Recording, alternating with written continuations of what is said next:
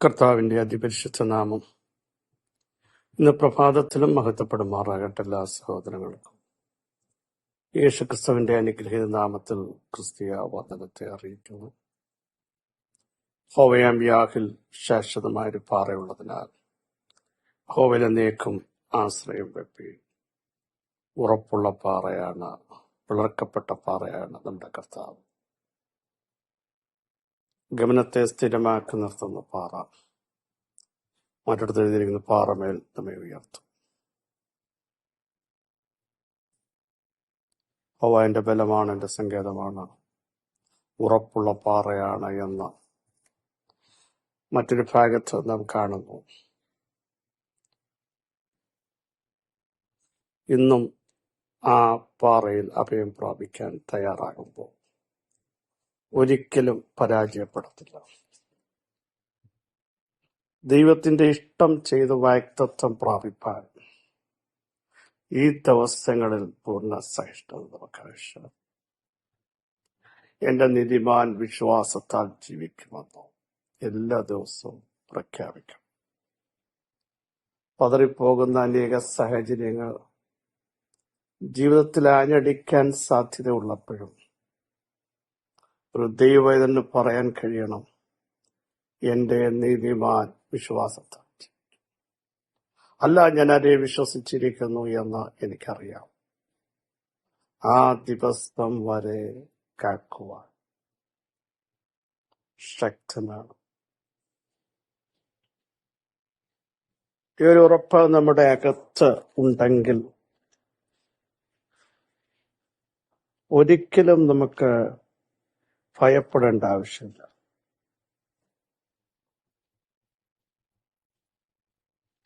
സഹോദരങ്ങളെ, നമ്മെ നടത്തിയ ദൈവം, കൊണ്ടുവന്ന ദൈവം, വിടുവിച്ച ദൈവം, ശക്തീകരിച്ച ദൈവം, സഹായിക്കുന്ന ദൈവം ഇന്നും കൂടെയുണ്ട്.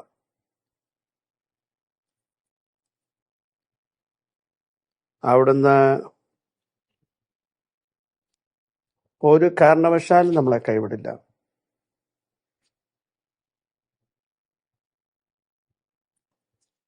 ഏത് സമയത്തും അടുത്ത് വന്ന് അബ്ബാ പിതാവേ എന്ന് വിളിക്കുന്ന ആ പുത്രത്വത്തിന്റെ അവകാശം അവിടുന്ന് നമുക്ക് നൽകിയതിനാൽ സ്തോത്രം ചെയ്യാം. ആ കുറുകിപ്പോകാത്ത കരത്തിനായി നന്ദിയോടെ നമുക്ക് സ്തോത്രം ചെയ്ത് ദൈവത്തെ മഹത്വപ്പെടുത്താം.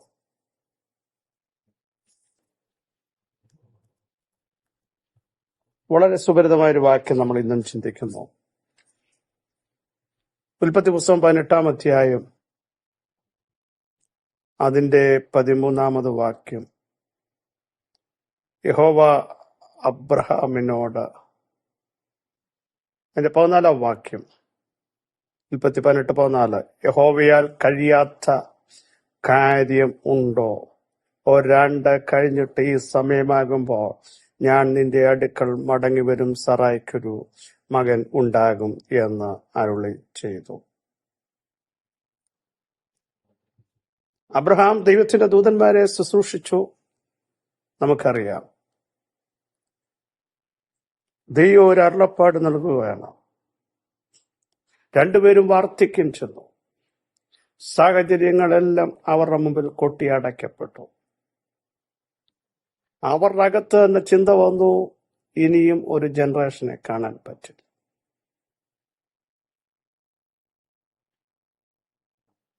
എന്നാൽ അബ്രഹാമും സാറയും വയസ്സ് ചെന്നവരായിരുന്നു.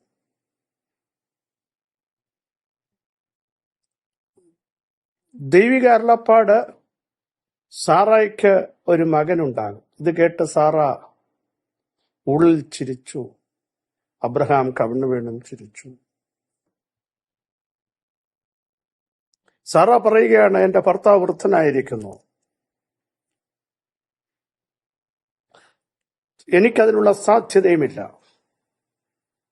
ശാരീരികമായും മാനസികമായും എല്ലാ മേഖലകളിലും സാധ്യതകൾ അടഞ്ഞപ്പോഴ് യഹോവ അബ്രഹാമിനോട് ചോദിച്ചൊരു ചോദ്യം, 13-ാം വാക്യം, വൃത്തിയായി ഞാൻ പ്രസവിക്കുമെന്നത് വാസ്തവമോ എന്ന് പറഞ്ഞ് സാറ ചിരിച്ചതെന്തിന്? അതിന്റെ മറുപടിയാണ് നമ്മൾ കേട്ടത്. സാറ ചിരിച്ചതിന് അവിടെ ഒരു ക്വസ്റ്റ്യൻ മാർക്കാ പ്രിയരെ. സാറ ചിരിച്ചത് അകത്ത് സംശയം വന്നു. ഇനിയും ഇതെങ്ങനെ നടക്കും? എല്ലാം അസ്തമിച്ചു പോയില്ലേ? പ്രതീക്ഷകൾ നഷ്ടപ്പെട്ടില്ലേ? പ്രത്യാശയ്ക്ക് ഭംഗം വന്നില്ലേ? ശരീരവും സാഹചര്യങ്ങളും എതിരല്ലേ? ഇനിയും എങ്ങനെയാ ഇത് നടക്കുന്നത്? ദൈവത്തോട് ചോദിക്കുക. അതിന്റെ മറുപടിയാണ് തിരിച്ച്, അതും ക്വസ്റ്റ്യൻ മാർക്കാ. തിരിച്ചൊരു ക്വസ്റ്റ്യൻ ചോദിച്ചെങ്കിൽ അതേ നാണയത്തിൽ ക്വസ്റ്റ്യൻ ദൈവം ചോദിക്കുക, അബ്രഹാമേ, യഹോവയാൽ കഴിയാത്ത കാര്യമുണ്ടോ? സ്തോത്രം. പ്രിയ സഹോദരങ്ങളെ, വിശ്വസിക്കുക.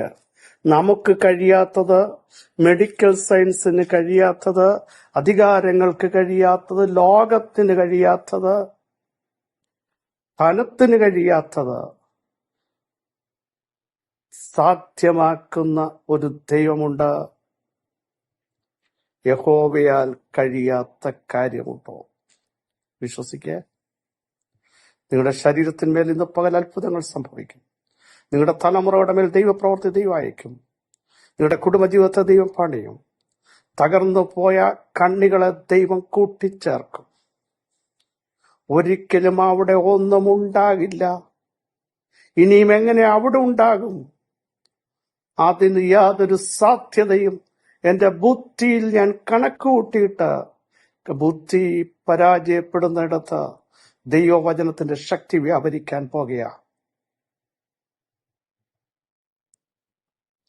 കണക്കൂട്ടലുകൾ മനുഷ്യമായി പിഴയ്ക്കുന്നിടത്ത് അതിനപ്പുറത്ത് ദൈവത്തിന്റെ പ്ലാൻ നിങ്ങളുടെ കുടുംബത്തിന്മേൽ വെളിപ്പെടാൻ പോകുക. വിശ്വസിക്കുക. വാക്യം ആവർത്തിച്ചു പറയുന്നു, യഹോവയാൽ കഴിയാത്ത കാര്യമുണ്ടോ? അതുകൊണ്ടാണ് തന്റെ ശരീരത്തിൽ വളരെ വേദന അനുഭവിച്ച യോബ്. ഇനി പരിക്കൾ വരാൻ സ്ഥലമില്ല. തകർന്നുപോയ ശരീരത്തെ നോക്കി, സമ്പാദ്യത്തെ നോക്കി, തലമുറകൾ എല്ലാം നഷ്ടപ്പെട്ടില്ലേ? ബന്ധങ്ങൾ അസ്തമിച്ചു പോയില്ലേ? അതിനെ നോക്കിയൊരു പ്രഖ്യാപനം നടത്തി, യഹോവേ, അങ്ങയ്ക്ക് സകലവും കഴിയും. അങ്ങയുടെ ഉദ്ദേശങ്ങൾ ഒന്നും അസാധ്യമല്ലെന്ന് ഞാൻ അറിയും. ഈ ഒരറിവ് നമ്മുടെ അകത്തുണ്ടാവണം. എങ്ങനെ നടക്കുമെന്ന് ചോദിക്കാം. യഹോവയ്ക്ക് കഴിയും. അവിടുത്തെ അരുളപ്പാട്, യഹോവയാൽ കഴിയാത്ത വല്ല കാര്യമുണ്ടോ? അധികാരങ്ങൾക്ക് കഴിയാത്തത്, നിയമങ്ങൾക്ക് കഴിയാത്തത്, ഡോക്ടേഴ്സിന് കഴിയാത്തത്, പലരും കൈമലർത്തിയ വിഷയങ്ങൾ, സമയം കഴിഞ്ഞത്, നഷ്ടപ്പെട്ട വർഷങ്ങൾ അല്ലെ? അബ്രഹാം ഓർത്ത് കാണും, സാറയും ഓർത്ത് വർഷമൊക്കെ നഷ്ടപ്പെട്ടു. നേരത്തെ ആണെങ്കിൽ ഇതിന് സാധ്യത. പക്ഷേ ദൈവാത്മാവ് പറയുന്നു, അങ്ങനെയുള്ള സാഹചര്യങ്ങളെ നോക്കരുത്. ഇപ്പോഴും പ്രവർത്തിക്കാൻ കഴിവുള്ള ദൈവത്തിന്റെ റൈറ്റ് ടൈം നിങ്ങൾക്ക് വേണ്ടി വെളിപ്പെട്ടു വന്നു. ദൈവത്തിന്റെ റൈറ്റ് ടൈം, അതിനെ തടയാൻ ലോകത്തിൽ ഒരു ശക്തിക്കും സാധ്യമല്ല. യഹോവയാൽ കഴിയാത്ത വല്ല കാര്യമുണ്ടോ? ഒരു കാര്യമില്ല. വിശ്വസിക്കുക. സമയങ്ങൾ ഒത്തിരി നഷ്ടപ്പെട്ട നിങ്ങൾ പറയുമ്പോൾ 4 യാമത്തിലും പ്രവർത്തിക്കുന്ന, 4 ദിവസത്തിലും പ്രവർത്തിക്കുന്ന ദൈവത്തിന്റെ കരം ഇന്നും ഇറങ്ങുകയാ.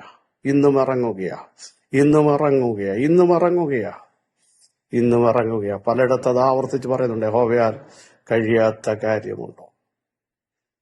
ഹല്ലേലൂയ. ദൈവത്തിനൊരു കാര്യം അസാധ്യമല്ല. വിശ്വസിക്കുക. ഇപ്പോൾ തന്നെ ദൈവപ്രവൃത്തി നിങ്ങളുടെ ഏത് വിഷയത്തിന്മേൽ വെളിപ്പെടണമോ അത് സംഭവിക്കുന്ന പ്രഭാതം അത്രേ. നാളുകൾ പരാജയപ്പെട്ട ഇടത്ത് തന്നെ ദൈവത്തിന്റെ ഇടപെടൽ വരിക. യേശുവിന്റെ നാമത്തിൽ സർവശക്തിയുള്ള ദൈവമേ, സ്വർഗീയ പിതാവേ, നിങ്ങളുടെ വചനത്തിന്റെ ശക്തി ജനത്തിന്റെ മേൽ ഇപ്പോൾ തന്നെ വ്യാപരിക്കുന്നതിന് സ്തോത്രം. യഹോവയാൽ കഴിയാത്ത ഒരു കാര്യമില്ല. കർത്താവെ, ഞങ്ങൾ പറയുന്നത് എങ്ങനെ നടക്കും? ഞങ്ങൾ സാഹചര്യങ്ങളെ വിലയിരുത്തുന്നു, പരിമിതികളെ വിലയിരുത്തുന്നു. പരിധിയും പരിമിതിയും ഇല്ലാത്തവന്റെ ശക്തിയുടെ വ്യാപാരം ഇന്ന് പകൽ ഞങ്ങളുടെ വിഷയത്തിന്മേൽ വെളിപ്പെടുത്തുന്നതിന് സ്തോത്രം. വലിയ അത്ഭുതങ്ങൾക്ക് സ്തോത്രം. സകല മഹത്വം അങ്ങേക്ക് യേശുവിൻ നാമത്തിന്റെ ആമേൻ, ആമേൻ. കർത്താവിന്റെ കൃപ കൂടെ ഇരിക്കട്ടെ.